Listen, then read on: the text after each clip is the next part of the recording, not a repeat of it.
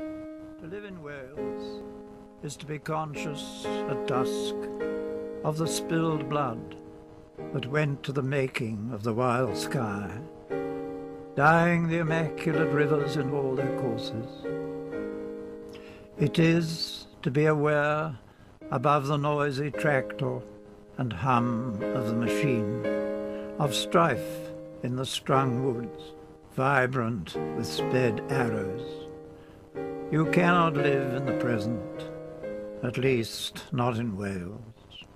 There is the language, for instance, the soft consonants strange to the ear.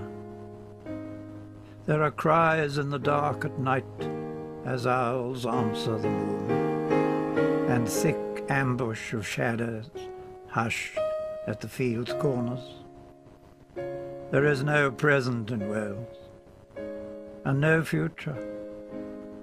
There is only the past, brittle with relics, wind-bitten towers and castles with sham ghosts, mouldering quarries and mines, and an impotent people, sick with inbreeding, worrying the carcass of an old song.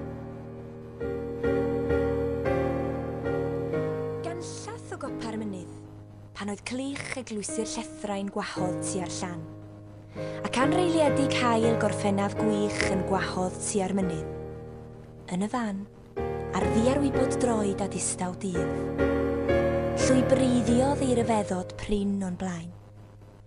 Ninnau heb ysgog a heb ynom chwyth, barlyswyd enni. Megis trindod fain y safem, pan ar ganol diofal gam, syfrdan y safodd yntau. Ac i'w chlaw ei introed oediog, dwy sefydlog fflam ei lygaid arno.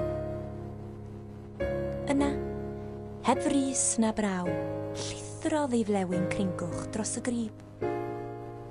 Digwyddodd darfu megis Cerddi.